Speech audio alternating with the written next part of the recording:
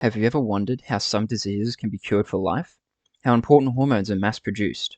Or even how glowfish could possibly exist? The answer: genetic editing and engineering. And it can all be traced back to the work of many early geneticists, such as Jackson, Simon, and Berg, who were one of the first to present artificially recombinant DNA from two different species, even though Boyer and Cohen got the patent by successfully inserting it into a bacterial genome.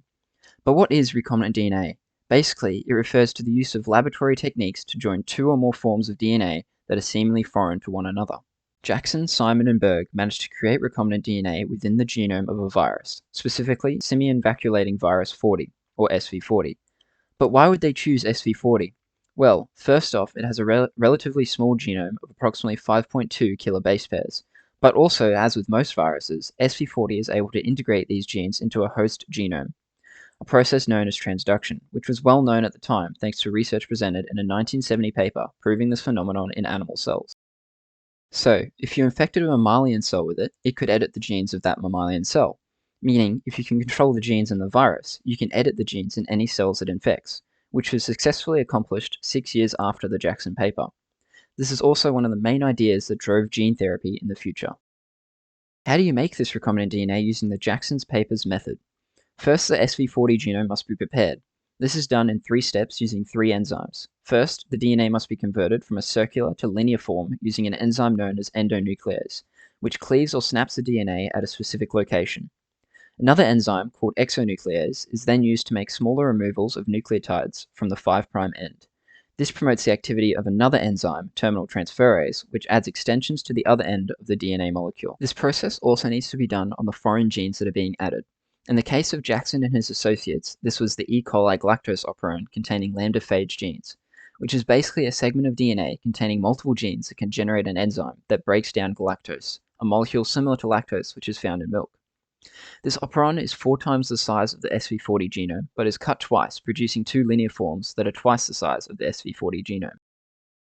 Now, these pieces of DNA can be joined or annealed together by heating for 30 minutes to separate the strands, and then cooling to join them back together with the extensions. To finish the process and ensure the strands don't break apart randomly, DNA polymerase fills in the missing nucleotides, and DNA ligase seals the backbone. Exonuclease 3 is also included in this mixture. It removes any bonds that prevent the processes of polymerase and ligase, such as this phosphoryl group. This means it may not be used, but it is there to fix any errors that might have occurred earlier in the process. SV40 and viruses in general were great for editing genes and testing different methods in the early years. However, at first they may not seem like the greatest choice for gene therapy. This is because the only way for them to spread their genes among multiple cells is via a lytic pathway, which unfortunately results in cell death, meaning they wouldn't be effective for therapy as they kill the cells that they provided the treatment in. However, viruses are still the most prominent component of gene therapy today. You might be wondering how this is possible if they kill the cell before it can spread its new genes. Well, the way scientists circumnavigate these problems is by selecting and using only specific components of viruses that are useful. Specifically, gene therapy methods tend to only use the viral capsid, which is the shell-like structure that houses a virus's DNA.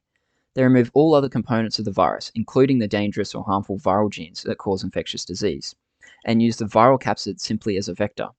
This means that the purpose of the virus structures in gene therapy is to house the therapeutic recombinant DNA or gene all the way into the target cells for the associated therapy, such as T cells in the immune system. This is done via the receptors on the capsid, much like how a virus would infect the cell, but without the infection. Another application of the recombinant DNA techniques first introduced by Jackson and Associates includes the synthesis of human hormones such as insulin, which is a vital part of diabetes treatment. This is done by inserting recombinant DNA containing the genes for insulin production into bacterial cells, using them to produce mass amounts of insulin. The process is also similar when genetically editing foods as well, creating GMOs such as corn, bananas, and potatoes, which can be found on the shelves of many supermarkets today. As you can see, nowadays, much more advanced techniques for genetic editing are being used, such as gene therapy, hormone synthesis, genetic engineering, and general research. But they wouldn't have been possible without the discoveries and advancements made with recombinant DNA in the 1970s.